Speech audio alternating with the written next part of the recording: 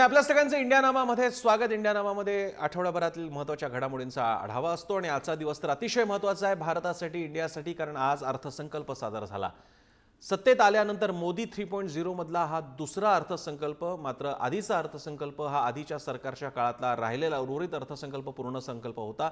यावेळी वेगळ्या आणि अधिक ठोस अशा घोषणांसह हा नवा अर्थसंकल्प, हा पहिला तिसऱ्या सरकारमधला पहिला अशा अर्थानं अर्थसंकल्प सादर झालेला आहे, ज्यामध्ये सगळ्यात मोठी बातमी ठरलेली आहे ती म्हणजे वर्षानुवर्ष ज्या गोष्टीसाठी नोकरदार वर्ग आग्रही होता की ही स्लॅब बदला, अधिकाधिक रक्कम आता करमुक्त करा जेणेकरून लोकांच्या हातात पैसा उरेल, ती मागणी बऱ्याच प्रमाणात मान्य होताना दिसते। कारण आता 12 लाख रुपयांपर्यंतचं उत्पन्न करमुक्त असणार आहे आणि त्याचप्रमाणे शेतकऱ्यांसाठी किसान क्रेडिट कार्डची मर्यादा वाढवणं असेल, अधिक शेतकरी क्रेडिट कार्ड, किसान क्रेडिट कार्ड वितरित करणं असेल, यासह अनेक महत्त्वाच्या घोषणा या बजेटमध्ये पाहायला मिळत आहेत। अर्थमंत्री निर्मला सीतारामन यांनी नोकरदार आणि मध्यमवर्गीयांना सर्वात मोठा दिलासा दिला। आता 12 लाख रुपयांच्या वार्षिक उत्पन्नावर कोणताही कर भरण्याची गरज नाही, अशी घोषणा त्यांनी यंदा अर्थसंकल्प मांडताना केली। नवीन कर प्रणाली अंतर्गत हा बदल करण्यात आला आहे। सध्या 7 लाख रुपयांच्या उत्पन्नावर कोणताही कर भरावा लागत नव्हता। या बजेटमध्ये इन्कम टॅक्स रचनेत मोठा बदल झाला आहे। आता 12 लाख रुपयांपर्यंतचं, म्हणजे आता 7 लाखांच्या वर 5 लाख अधिक वाढले, 12 लाखांपर्यंतचं उत्पन्न करमुक्त असेल। दरम्यान केंद्र सरकारच्या तिजोरीवर या निर्णयामुळे 1 लाख कोटींचा बोजा पडण्याची शक्यता आहे। We have periodically reduced their tax burden. Right after 2014, the nil tax slab was raised to 2.5 lakhs of rupees, which was further raised to 5 lakh rupees in 2019 and to 7 lakh rupees in 2023. This is reflective of our government's trust on the middle class taxpayers. I am now happy to announce that there will be no income tax payable up to income of 12 lakh rupees.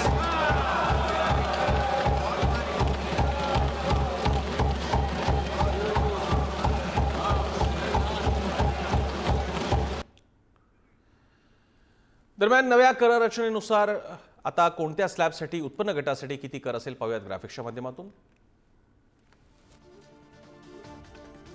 4 वर्षापर्यंत updated return भरता येणार। 12 लाखांपर्यंत आता नव्या कर रचनेमध्ये 12 लाखापर्यंत कोणतंही टॅक्स नसेल। दरम्यान आता याच अर्थसंकल्पावर मतप्रदर्शन करण्यासाठी आपल्यासोबत आहेत काँग्रेसचे ज्येष्ठ नेते, माजी मुख्यमंत्री, माजी केंद्रीय मंत्री सुद्धा राहिलेले, पंतप्रधान कार्यालयामध्ये ज्यांनी कार्यभार पाहिलेला आहे असे पृथ्वीराज चव्हाण। पृथ्वीराज चव्हाणजी, आपलं स्वागत आहे पुढारी न्यूजच्या या कार्यक्रमात। माझा सगळ्यात पहिला प्रश्न स्वाभाविकरित्या असणार तो म्हणजे या बजेटबद्दलची सगळ्यात पहिली प्रतिक्रिया, आपली पहिलं इम्प्रेशन काय आहे की हे मोदींच्या तिसऱ्या सरकारचं हे पहिलं बजेट, निवडणुकीनंतरचं पहिलं बजेट। सर्वसाधारणपणे सरकारला 5 वर्षामध्ये जे सर्वात कटू निर्णय घ्यायचे असतात पण आवश्यक असणारे निर्णय ते पहिल्या 2 वर्षातच घेता येतात। नंतर निवडणुका जवळ आल्या की पुन्हा कुठलाही कटू निर्णय घेता येत नाही। आज एका बाजूला मोदी सरकार विकसित भारतचं स्वप्न आपल्याला दाखवते, तर विकसित भारताची व्याख्या काय, विकसित भारत म्हणजे काय हे अजून गुलदस्त्यात आहे। परंतु तज्ज्ञांचं मत आहे की 2047 पर्यंत आपल्याला जर विकसित देश व्हायचा असेल तर सरासरी 10% विकास दरानं आपली वाढ झाली पाहिजे, 9 ते 10% डबल डिजिट ग्रोथ रेट पाहिजे। आज आपला विकास दर हा 7.5% खाली जाताना दिसतोय। बरेच जण म्हणतात की आपण 6% सुद्धा गाठू का, याबद्दल शंका आहे। या बजेटमध्ये काहीतरी मोठ्या घोषणा, महत्वाच्या घोषणा असायला पाहिजे होत्या, ज्यामुळे हा विकास दर किमान 6-6.5% वाढून 8-9% दिशेनं गेला असता। त्याबद्दल ते काही झालेलं नाही आहे। आज अर्थव्यवस्थेचे सर्वात 3 गहन प्रश्न, पहिला शेतकरी, 50% लोक आज शेतीवर आपला उदरनिर्वाह करतात, त्यांचे प्रश्न, बेरोजगारीचा मोठा प्रश्न आणि महागाईचा प्रश्न। कारण अर्थव्यवस्थेचा वेगाने विकास न झाल्यामुळं, अर्थव्यवस्थेचा आकार न वाढल्यामुळं कराचं उत्पन्न कमी होतंय, सरकारचा खर्च भागत नाही आणि त्यामुळं सरकारला डिझेल पेट्रोलवर कर वाढवून, जीएसटीवर कर वाढवून कसं तरी काम चालवावं लागते आणि त्यामुळे महागाई वाढते। तर महागाई, बेरोजगारी, शेतकरी हे 3 अत्यंत महत्वाचे प्रश्न, जे प्रश्न लोकसभेच्या निवडणुकीत महत्वाचे ठरले, त्याबद्दल कुठंच काही मोठी ठोस घोषणा नाही. आज तुम्ही किसान शेतकरी शेती अर्थव्यवस्थेमध्ये किसान क्रेडिट कार्डची कर्जाची लिमिट वाढवलेली आहे. अरे पण मुळातच शेतकऱ्याला जर उत्पन्न त्याचं खर्चापेक्षा कमी त्याचं शेतीमाल विक्रीत गेला असेल तर तो कर्ज परत कसा करणार? हो. तुम्ही त्याला कर्जाची मर्यादा 3 लाखावरून 5 वरून 10 जरी केली तरी ते शेवटी कर्ज आहे, ते परत करावं लागणार आहे. आणि परत करायचं असेल तर तुमच्या शेतीमालाला किफायतशीर किंमत मिळाली पाहिजे. त्याबद्दल कुठंच काही उल्लेख नाही आहे. आमची अपेक्षा होती की शेतकऱ्याला सर्वात महत्वाची जी मागणी आज आहे ती लिगली गॅरंटीड MSPची, हमी भावाबद्दलचा कायदा, त्याबद्दल कुठंच काही वाच्यता नाही आहे. इकडं तिकडं पल्स मिशन वगैरे असं काहीतरी डागडुजी केलेली आहे, पण मूलभूत प्रश्नाला हात घातला गेलेला नाही. शेतकऱ्याचं उत्पन्न दुप्पट झालं का? स्वामीनाथन आयोगाप्रमाणे शेतकऱ्याला हमीभाव मिळतोय का? कुणीच आता हे बोलायला तयार नाही. आज बेरोजगारीचा इतका गहन प्रश्न आहे की आज 40% जास्त बेरोजगारीचा दर वाढलेला आहे. इतिहासातला जास्त बेरोजगारीचा दर आहे. त्याबद्दल काही मोठी अनाउन्समेंट काय आहे का? ज्याप्रमाणे काँग्रेस सरकारनं ग्रामीण भागाकरता मनरेगासारखी योजना आणली, तशी समांतर योजना शहरी भागाकरता आणता आली नसते का? तिथं काही रोजगार दिले पाहिजेत. तर त्याबद्दल आपण काय करतोय? तर काही करत नाही. एका बाजूला चीनचं मोठं आव्हान आहे, अमेरिकेमध्ये नवीन नेतृत्व आहे, ते आपल्याला रोज धमक्या देत आहे. दुसऱ्या बाजूला आर्टिफिशियल इंटेलिजन्सला आहेत त्या नोकऱ्या जाण्याची शक्यता आहे. हे सगळं असताना रोजगार निर्मितीकरता कुठलंही ठोस पाऊल टाकलं गेलं नाही. आणि नंतर महागाई. आज उत्पन्न नसल्यामुळं, कराचं उत्पन्न कमी झाल्यामुळं कर वाढवावं लागतात. डिझेल पेट्रोलच्या किमती असतील, GSTचे वाढते दर असतील, यातून सर्वसामान्यांना कुठेही दिलासा नाहीये. आणि त्यामुळे हे 3 मोठे प्रश्नाला हात घालायला पाहिजे होतं. ते या बजेटमध्ये कुठेही काही त्याबद्दल काही आपल्याला दिसत नाहीये. काही त्यातल्या ज्या घोषणा आहेत त्याबद्दल एक एक मुद्द्यावर आपल्याला बोलता येईल, परंतु त्यामध्ये इन्शुरन्स सेक्टरला 100% परकीय गुंतवणूक करण्याची, म्हणजे परकीय कंपन्यांना येण्याची मुभा देण्यात आलेली आहे. परमाणु ऊर्जा क्षेत्रामध्ये देखील तिथे खाजगीकरणाला प्रोत्साहन देण्याची किंवा खाजगीकरणाच्या दिशेनं पावलं टाकायची धोरणं यामध्ये आहेत. बऱ्याचशा गोष्टीवर चर्चा करावी लागेल. आज अणुऊर्जा खात्यामध्ये खाजगीकरण करणं, परदेशी कंपन्यांना वाव देणं हे धोकादायक आहे. कारण अणुऊर्जा हे काही फक्त ऊर्जा निर्मितीचं साधन नव्हे, तर त्याचे सामरिक महत्त्व आहे.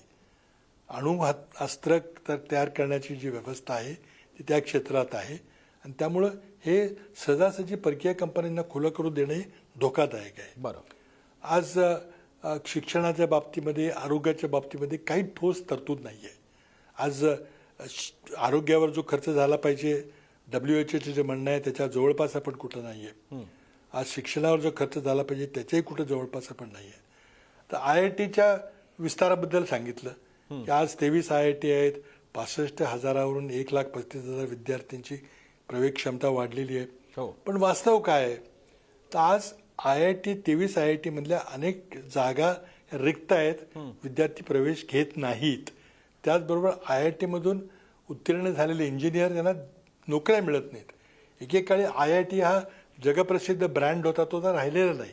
त्या ब्रँडला मोदी सरकारने संपूर्णपणे डायल्यूट करून टाकलेलं आहे. आणि याचं कारण असं आहे की आज IIT मध्ये 40% शिक्षकांच्या जागा रिक्त आहेत. म्हणजे एका बाजूला नुसत्या तुम्ही इमारती बांधणार, नव्या IIT काढणार, पण त्यामध्ये गुणवत्तेचं काय झालं याबद्दल कोणीच बोलायला तयार नाही.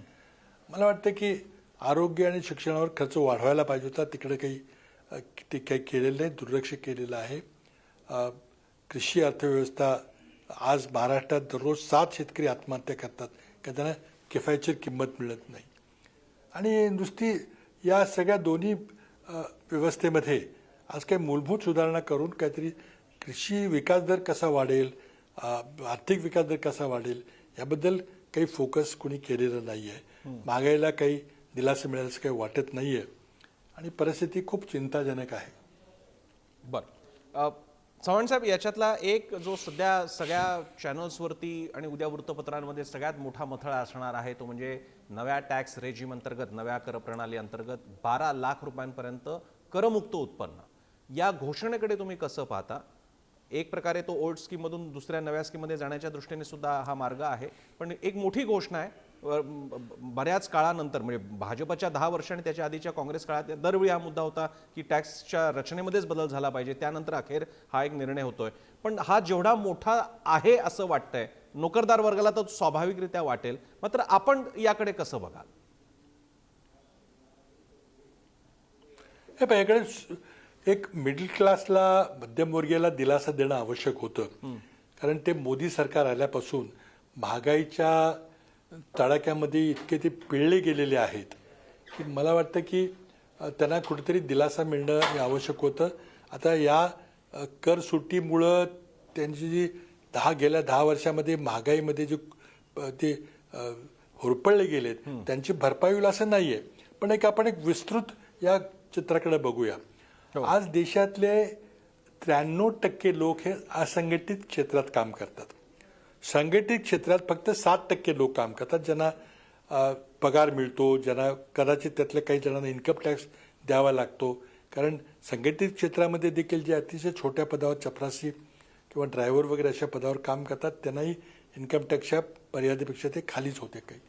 तर त्यामुळं हा अतिशय छोट्या वर्गाला दिलासा आहे, देणं गरजेचं होतं, त्यामध्ये काही दुमत नाही आहे. परंतु हा दिलासा एक छोट्या वर्गाला मिळालेला आहे फक्त. आता दुसऱ्या बाजूला नवी कर प्रणाली जर अवलंबनाची असेल तर तुम्हाला मागच्या कर प्रणालीमध्ये जे डिडक्शन आणि एक्झम्पशन होते ते सोडून द्यावे लागतील. हो. त्यामुळे नेट किती फायदा झालेला आहे ते डिटेल कॅल्क्युलेशन आपल्याला लक्षात येईल की पूर्वी ATC सारख्या किंवा इतर काही सवलत होत्या ते आता सगळ्या सोडून द्यावे लागतील आणि या नव्या पर्यायाकडे आपल्याला जावं लागेल. त्यामुळं मध्यमवर्गीय, उच्च मध्यमवर्गीय वर्गाला हा दिलासा आहे. त्यातून 1 लाख रुपये सरकार परत करदात्यांना देते असं एक दाखवलं गेलेलं आहे. आणि त्यामुळं गुंतवणूक होईल, खर्च वाढेल वगैरे याला मला काही वाटत नाही. कारण मुळातच महागाई खाली इतके लोक भरडले गेले होते, त्यांचे बऱ्याच जणांची घर चालवण्याकरता कर्ज भरमसाठ घेतली गेली होती. तर तेच पूर्तता करण्यामध्ये हे सगळे पैसे जातील जर वाचले तर. परंतु हा निर्णय स्वागतार्ह आहे. पण त्यामुळं सगळं बजेटमध्ये फक्त एकच गोष्ट आज पुढे येते, हे 12 लाखापर्यंतची सूट दिलेली आहे. इतर ज्या मूलभूत संरचनात्मक बदल करायला पाहिजे होते ते केले नाहीत. या पहिल्या वर्षीच्या बजेटमध्ये काही कटू निर्णय घ्यायला पाहिजे होते, ते काहीच होताना दिसत नाही. आर्थिक पाहणी अहवालामध्ये आपण पाहिलं की देशामध्ये परकीय गुंतवणूक होत नाही. गेली 3 वर्ष सलग परकीय गुंतवणूक कमी कमी होत गेलेली आहे. आता तर जवळजवळ शून्याकडे गेलेली आहे. मग लोक भारतात गुंतवणूक का करत नाहीत? RBIची हे आकडे आहेत, हे आर्थिक सर्वेक्षण अहवालामध्ये सरकारने प्रकाशित केलेले आहेत. म्हणजे अर्थव्यवस्थेमध्ये खूप मूलभूत काही दोष निर्माण झालेले आहेत. अर्थव्यवस्थेचा विकास दर हा खाली गेलेला आहे. 6% विकास दरानं आपण कुठेही विकसित होण्याच्या दिशेनं चालणार नाही आहे. आणि त्यामुळं एक ही मोठी संधी निवडणुकीनंतरच्या पहिल्या बजेटमध्ये काही महत्त्वाचे संरचनात्मक स्ट्रक्चरल चेंजचे काही निर्णय घ्यायला पाहिजे होते, ते घेतलेले नाहीत. चव्हाण साहेब, एक आणखी जो महत्वाकांक्षी म्हणून मानला जातोय तो म्हणजे PM कृषी धनधान्य योजना. भारतभरातील 100 जिल्ह्यात जवळपास 2.25 कोटी शेतकऱ्यांना त्याचा लाभ आणि त्या अंतर्गत पिकांची लागवड, शाश्वत शेती पद्धती, काढणी पश्चात सुविधा, सिंचन सुविधेत वाढ आणि म्हणजे फोकस्ड असणार एक प्रकारे, मी शब्द जसाच्या तसा नाही पण एक प्रकारे ते कृषी स्पेशल झोन्स असतील अशा प्रकारे ते चित्र दिसतंय. 100 जिल्ह्यांना टार्गेट करण्यात येत आहे. हा तुम्हाला वाटतो हा काही फार मोठा एक योजना ठरेल, मिशन ठरेल शेतीच्या बाबतीत?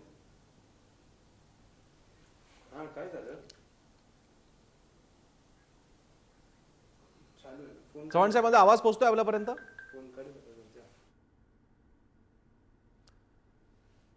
पृथ्वीराज चव्हाण यांच्यापर्यंत आवाज पोहोचत नाहीये. आत्ताचा आपल्यासोबत आहेत पृथ्वीराज चव्हाण, माजी मुख्यमंत्री आणि काँग्रेसचे ज्येष्ठ नेते, विश्लेषण करतायत अर्थसंकल्पाबद्दल.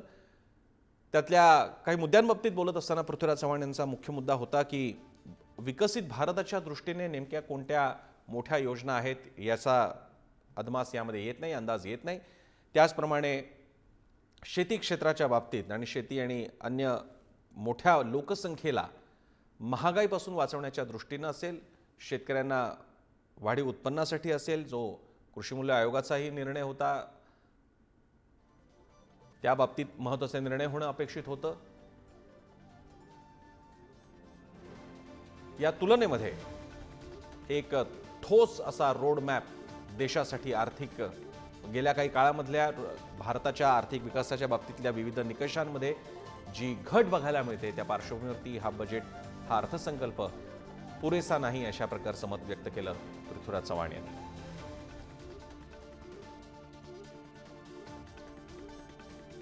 मोदी 3.0 बजेट पहिलं बजेट एक प्रकारे म्हणता येईल मोदी सरकारचं, ज्यामध्ये त्यांनी आता एक खऱ्या अर्थानं त्यांचा हा सगळा काळ सुरू करत असताना त्यांनी अर्थसंकल्प सादर केलेला आहे.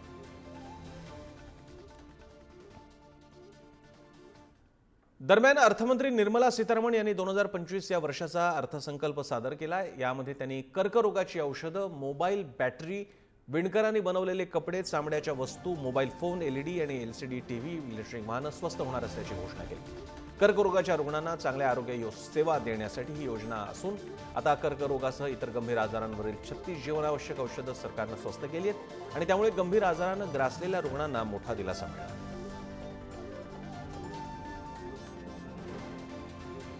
स्वदेशी कपडे, मोबाईल, टीव्ही, इलेक्ट्रिक वाहनं स्वस्त होणार आहेत. चामड्याच्या वस्तू, कॅन्सरवरील औषधं, मेडिकल उपकरणंही स्वस्त होतील. लिथियम बॅटरी, मोबाईल बॅटरी, टीव्हीचे पार्ट्स स्वस्त होतील.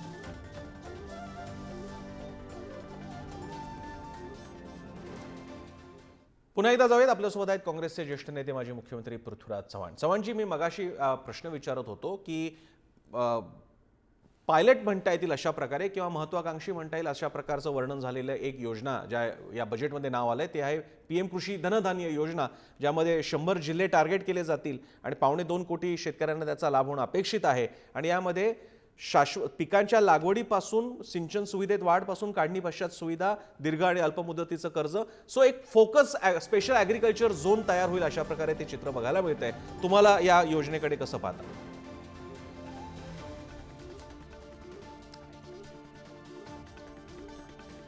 पृथ्वीराज चव्हाण यांच्याशी संपर्क झाल्यास आपण त्यांच्याकडे पुन्हा एकदा जाऊ. दरम्यान आताच्या या महत्त्वाच्या घडामोडी आपण पाहतोय. नवीन कर रचना कशा प्रकारे असेल? 0 ते 12 लाख रुपये कर नसेल, 12 ते 16 लाख 15%, 16 ते 20 लाख 20%, 20 ते 24 लाख 25% आणि 24 लाखांहून अधिक असल्यास, इन्कम असल्यास, उत्पन्न असल्यास तुम्हाला 30% कर द्यावा लागेल. अशा प्रकारे ही नवी कर रचना लागू असेल. बऱ्याच काळानंतर ही कर सवलत मिळणार आहे. आणि जुनी कर रचना जर का त्यामध्ये तुम्ही असाल तर 0 ते 4 लाख रुपये कर नाही, 4 ते 8 लाख रुपये 5%, 8 ते 12 लाख 10%, 12 ते 16 लाख 15%, 16 ते 20 लाख 20% आणि 20 ते 24 लाख 25%. अशा प्रकारे ही जुनी कर रचना होती, ज्याच्यामधले आता बदल आपण पाहिले. नोकरदारांना दिलासा, उत्पन्न 8 लाख असेल तर आधीचा कर 30,000 होता, आता 0 कर. 10 लाखावरती 50,000 बसत असे, आता 0 कर. 12 लाखापर्यंत 80,000 बसत असे कर, आता 0 कर. आणि आता 12,75,000पर्यंत 80,000 कर आधीचा असायचा तो आता 0 रुपये कर असेल. म्हणजेच तुमचे जवळपास 80,000 रुपये वाचतायत. त्यामुळे या मधल्या 50 ते 80,000च्या दरम्यान ज्यांचे पगार आहेत त्यांच्या हाती जर का ॲव्हरेज आपण काढलं, सरासरी पाहिली तर 20 ते 30,000 रुपये प्रत्येकाचा फायदा मिळू शकतो. काय स्वस्त काय महाग? वैद्यकीय उपकरणं स्वस्त, एलईडी एलसीडी टीव्ही स्वस्त होत आहेत, मोबाईल फोनही स्वस्त होत आहेत, स्वदेशी कपडे स्वस्त होतील, इलेक्ट्रिक वाहन आता स्वस्त होईल. सध्या भारत सरकार मोठ्या प्रमाणात इलेक्ट्रिक वाहनांसाठी प्रयत्न करत आहे, प्रसार होण्यासाठी. चामड्याच्या वस्तू स्वस्त होतील, खेळणीही स्वस्त होतील. संरक्षणावरती 4.91 लाख कोटी रुपये खर्च केला जाणार आहे. हा खर्च आपण पाहतोय. ग्रामविकास 2.66 लाख कोटी रुपये. कायदा आणि सुव्यवस्था 2.33 लाख कोटी रुपये. कृषी आणि पूरक उद्योग 1.71 लाख कोटी रुपये. शिक्षण 1.28 लाख कोटी रुपये. आरोग्य 98,000 कोटी रुपये आरोग्यावर. शहर विकास 96,000 कोटी रुपये. माहिती तंत्रज्ञान 95,000 कोटी रुपये. ऊर्जा 81,000 कोटी रुपये. व्यापार आणि उद्योग 65,000 कोटी रुपये. समाज कल्याण क्षेत्रासाठी 60,000 कोटी रुपये गुंतवले जातील, तर विज्ञानासाठी 55,000 कोटी रुपये. पगारदार मध्यमवर्गीयांना काय मिळालं? ज्येष्ठ नागरिकांना टीडीएस मर्यादा आता 1 लाखांवर गेली आहे. टीडीएस मध्ये घरभाड्याची मर्यादा वाढवली आहे. 4 वर्षांपर्यंत अपडेटेड रिटर्न भरता येणार, ही सुद्धा आता सोय असेल. एनपीएस साठी नवीन वात्सल्य अकाउंटची ही सुविधा आता असेल. 12 लाखांच्या उत्पन्नापर्यंत इन्कम टॅक्स नसेल. 18 लाखांपर्यंत उत्पन्नावर 70,000ची सूट.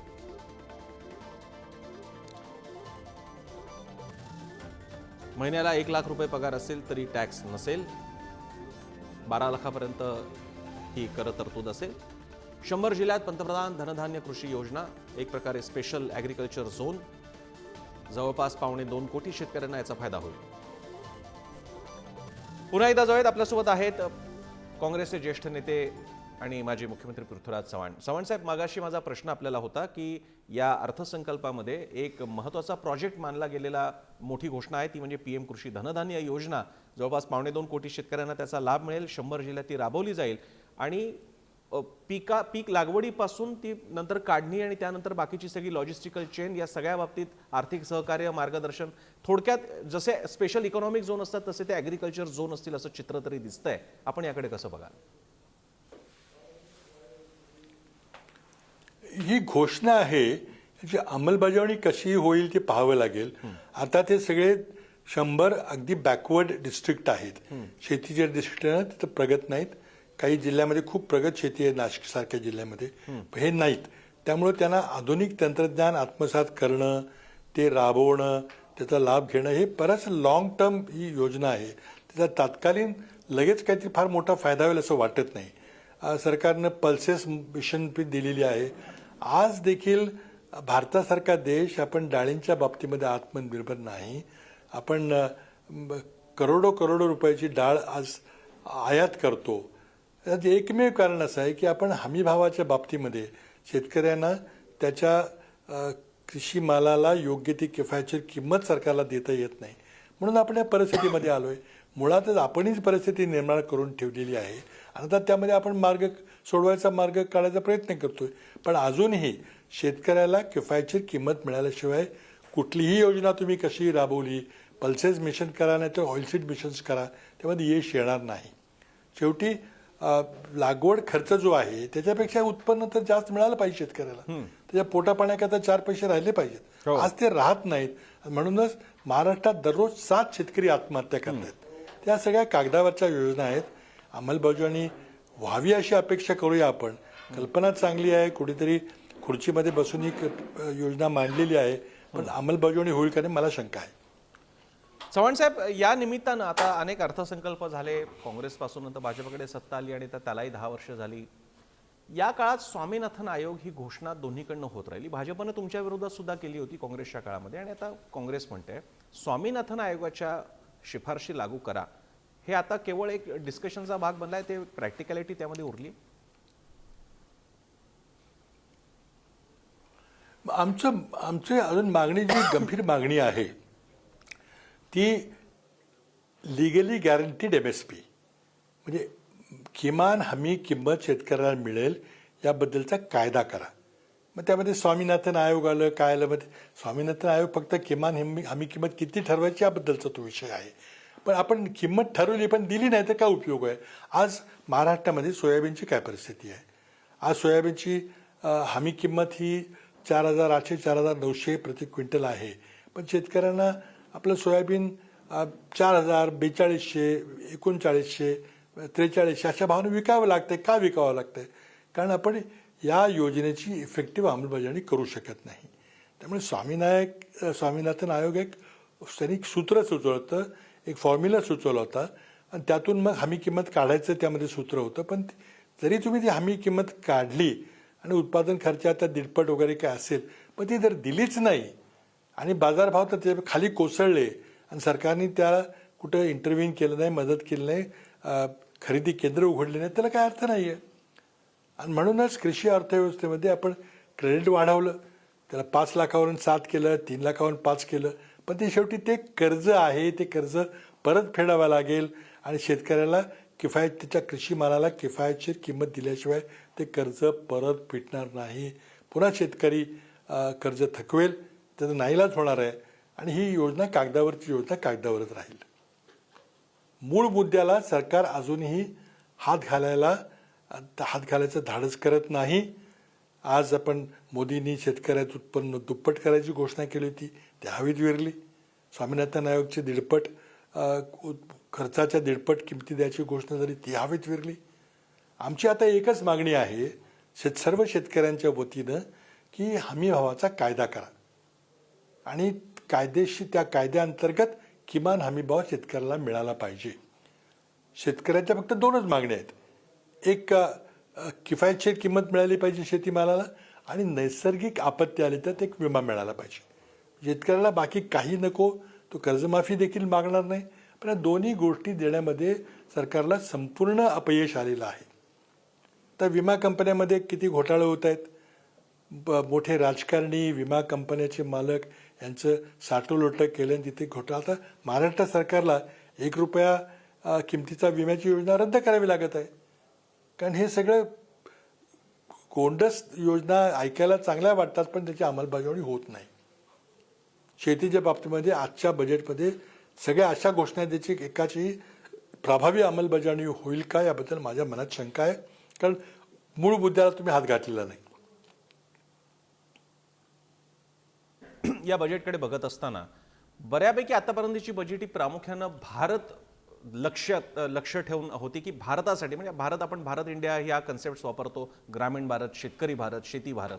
यावेळी प्रामुख्यानं जरा शहराकडे आता वळतोय का? म्हणजे उदाहरणार्थ मी जरा इतर सगळ्या योजना बघतोय, कम्पेअर करतोय, शेतीसाठीच्या 6 घोषणा त्यातल्या 3 सर्वाधिक प्रमुख म्हणता येतील. बाकीच्या मखाणा बोर्ड बिहारमध्ये स्थापन होतोय वगैरे, तो ठीक आहे, ते एक ॲडमिनिस्ट्रेटिव्ह प्रोसेसचा पार्ट आहे तो. पण जर का तुम्ही इंडस्ट्री आणि कॉमर्सच्या बाबतीत बघाल तर Tier 2 सिटीजमध्ये आता ग्लोबल कॅपॅबिलिटी सेंटर्स असतील, याशिवाय simplified KYC process, company mergers आता सोपं केलं जाणार आहे, बायलॅटरल इन्व्हेस्टमेंट ट्रिटीज असते आणि बाकीच्या सगळ्या गोष्टी, म्हणजे कॉर्पोरेट इंडस्ट्री, कॉमर्स यांना वाहिलेल्या अनेक योजना छोट्या मोठ्या सगळ्या असतील. माझा प्रश्न आपल्याला असा आहे, या परिप्रेक्ष्यामध्ये बिझनेस, कॉमर्स, इंडस्ट्री, स्टार्टअप नेशनच्या दिशेने बोलत असताना आता हे बजेट आणि बजेटची दिशा आता इंडिया ओरिएंटेड होत चालली आहे किंवा ती दिशा येता यापुढे? सरकारचे दृष्टिकोनच इंडिया ओरिएंटेड आहे. बरं. शेतकऱ्याने ग्रामीण भारताच्या हातावर पानं पुसलेली आहेत. तिथं मूलभूत आज 50% लोक शेतीवर आपला उदरनिर्वाह करतात. त्या वर्गाला, निम्म्या भारताला आज या बजेटमध्ये काय दिलासा दिलेला आहे. आणि आता आपण 12 लाख उत्पन्नाची सूट दिली, कराची सूट दिली वगैरे, खूप घोषणा झालेली आहे. कोणालाही बजेटबद्दल प्रतिक्रिया विचारली तर पहिल्यांदा 12 लाखाची गोष्ट करतो. या एकंदर सर्वसाधारण आता मिडल क्लासला, मध्यमवर्गीयांना सूट मिळाली पाहिजे यामध्ये कोणाचं दुमत नाही आहे. त्याचं स्वागत केलं पाहिजे, कारण गेली 10 वर्ष महागाईमुळं सर्वसामान्य माणूस इतका भरडला गेलेला आहे की त्याला घर चालवता येत नाही. घर चालवताना त्याची कर्ज होऊन बसले डोक्यामध्ये, मुलांचे फी देता येत नाही. अनेक गोष्टीमध्ये त्यांनी ही 10 वर्ष गेली काढलेली आहेत. त्यामुळे त्याला दिलासा देणं आवश्यक होतं. पण महागाईवर काही सरकारने उपाययोजना केली आहे का? ते काही केलेली नाही. अर्थात 7 लाखाची मर्यादा 12 लाख केली, ठीक आहे. त्यामुळे 1 लाख रुपये हे अर्थव्यवस्थेमध्ये परत येतील, लोकांच्या हातात येतील. पण ते खर्च करतील का? त्यामुळं प्रायव्हेट कन्झम्पशन वाढेल का? याबद्दल दुमत आहे, त्याबद्दल मला शंका आहे. कारण त्याचबरोबर आपण ही 7 लाखाची मर्यादा 12 केली, पण त्याचबरोबर पूर्वी जे एक्झम्पशन, डिडक्शन होते ते काढून टाकले. बरं. त्यामुळे निश्चित हातात किती मिळणार आहेत ते डिटेल कॅल्क्युलेशन केल्यावर कळेल. नक्कीच. परंतु मला वाटतं हे बरेच दिवसापासून प्रलंबित होतं, केली चांगली गोष्ट आहे. पण त्या इतर प्रकारेही त्याला करता आलं असतं. ह्या मर्यादा 12 लाख वाढवली, काही हरकत नाही. पण चव्हाण साहेब, त्याचा- आपण त्याचा फायदा सविस्तर- किती लोकांना मिळणार आहे? चव्हाण सर, आपण सविस्तर त्या- वेळ दिला आणि हे विश्लेषण आमच्यापर्यंत पोहोचवलं. विशेषतः तुमचा हा मुख्य मुद्दा असणार आहे जो एकदम महत्त्वाचा जाणवतो की इंडिया ओरिएंटेड बजेट आहे आणि अगदी 12 लाखाच्या स्लॅबबद्दल सुद्धा म्हटलं गेलं तरी त्याचं प्रत्यक्षात रिटर्न्स किती येणार आहे, तुमची कमेंट आणि निरीक्षण महत्त्वाचं आहे. मी ते यापुढे आता तुमच्यानंतर सुधीर मुनगंटीवार असणार आहेत, त्यांच्याकडे हे प्रश्न मी नक्की विचारणार आहेत. तुर्तास आपण आम्हाला वेळ दिला त्यासाठी तुमचे आभार. आपल्यासोबत होते माजी मुख्यमंत्री आणि काँग्रेसचे ज्येष्ठ नेते पृथ्वीराज चव्हाण.